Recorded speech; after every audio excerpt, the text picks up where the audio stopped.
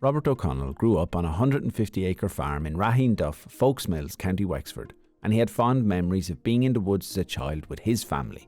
So it was natural that he wanted to give his own kids that experience. Well, my husband brought us down to this spot.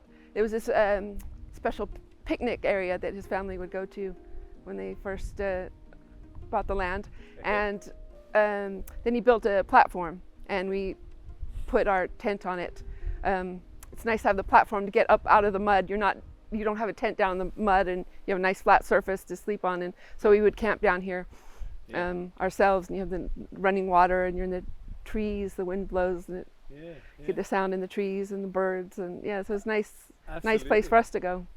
Well, it's something would be kind of into myself, and I've traveled quite a bit, and I've seen them in other countries, and it always struck me that I have as nice back on the bottom end of my own farm as some of these places that you would visit. And so originally the tent we're standing next to, I actually built that for my own wife and children as a bit of a labour of love. And we used it for a number of years for the children. And then we had sort of friends and family come and stay in it. And a lot of people, a lot of friends and stuff said to us, you should go make the business of this. You should rent it and that sort of thing. So then we did. We one year we decided we put it up on Airbnb, and it's just gone from there. Setting up a wild camping spot in the woods and then turning it into a farm income with 4 more spots wasn't done overnight. It's done quite well. I mean, we're still building it up. We're still adding. Honestly, we sort of weren't sure what we were getting into when we started. So we started with 1, and then after the first year we added a second one, and then third one, and now a fourth one. And we've been steadily ramping it up, but we didn't rush into it. So we've been managing, because we've been doing most of it ourselves.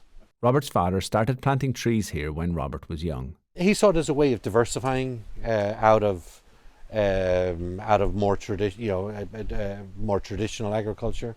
And the sort of wetter parts of the farm he originally put into, and of course the grants are always a major contribution to that, So sort of the lower, his originally would be the lower, least productive area of the farm was put into trees. He more or less told me when he was planning them that he was planning them for me. That it would be up to me to manage them later. Actually, we were talking to you just before that some of the trees behind us actually I sowed when I was in secondary school. So it's very much part of the family business, as it were, now. As the trees were maturing, Robert had found it difficult to negotiate timber sales on his own. But once he joined his local producer group, that headache was solved for him. Well, particularly on the sales part of it, it's very, very hard to get the volume and the quality on your own. If you're not a very large forest producer, it's very, very difficult to get that volume and quality all on your own. Whereas as part of a big group, they can achieve it a much better average price. Setting up the wild camping site as a business enterprise brought its own worries. A bit apprehensive about having people come down, kind of random strangers. How would that work? Dealing with different types of people.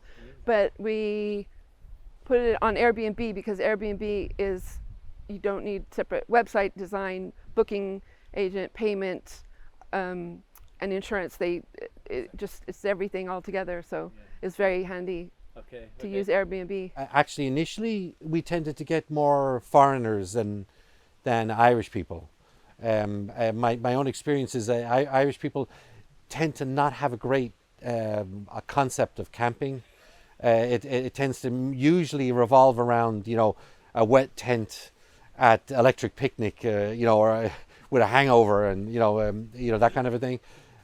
Whereas other countries, particularly Central and Eastern, Northern Europe, they have a long history of camping out in forests and stuff. So it was actually more of a natural fit, to foreigners rather than even Irish people. A lot of people did camp in their younger years, and they wanted a lot of them introduce camping to their children, but they're a bit too old to be sleeping on the ground. So it's great. They have a real bed. It's kind of all set up. They don't have to have every piece of equipment. They can just come in, bring some food, clothes, they're set, and they can introduce children to camping, because this is not glamping in the sterile hotel room outside sense. This is like wild camping in luxury. Children can go gather firewood. They can discover bugs and watch the birds and butterflies and dragonflies, and the children, they get their children back into nature. They're all largely the same size. We have a deck that's 5 meters by 8 meters, right? And then the tent is about 5 meters by 5 meters of that, and then the rest is a covered deck for the lovely Irish weather. Cause so, and then inside, and this is, of course, is based on, because of my own family, it's set up for 2 adults, and then there's bunks for 2 children, and then we have 3 children now, so there's a third bed, or couch that's a bed for 3. Right. So that's the way they're set up, and they're all set up that way. It's exactly that, because that's what we wanted ourselves. We want to be off camping out in the forest. So yes, the closest ones are 150 meters apart. Yeah. So I mean, it's a big forest, or there's a lot of woodland, so there's plenty of ground. There's no reason to put them close together. So we spread them out. Most people wait a little bit. They don't book more than kind of a week ahead of time necessarily. They kind of wait and see what the weather is going to be like. Some people book for the summer. They know summer's going to be busy. They want to go somewhere in the summer. They do book far ahead, especially repeat guests.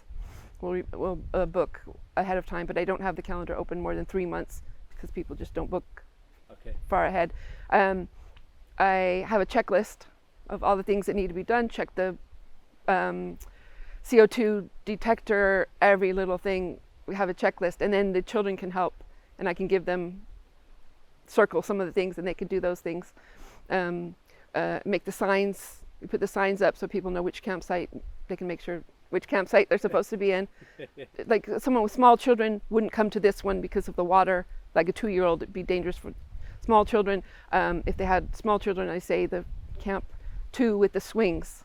They have a swing set, and they can climb all over the swing set, and it's more flat. And people with middle-aged children go to camp 3 with the zip line. They have their own personal zip line. They love it. They just go back and forth all day on it. Parents sit on the deck, drink wine, they're happy. It sounds like a good holiday. Yeah. People find it's great because they can sit there and drink around the campfire at night, and the children are asleep in bed right behind them, and it's. Lynnie has found that using Airbnb takes care of all the administration, leaving them time to focus on taking care of the campsites and growing slowly. And the advice she would give to others is not to try and get it all done overnight. It doesn't matter what you have. You don't have to have it perfect at the beginning. It doesn't matter what you have, as long as you describe it and have pictures, like on Airbnb, then people will come. It just.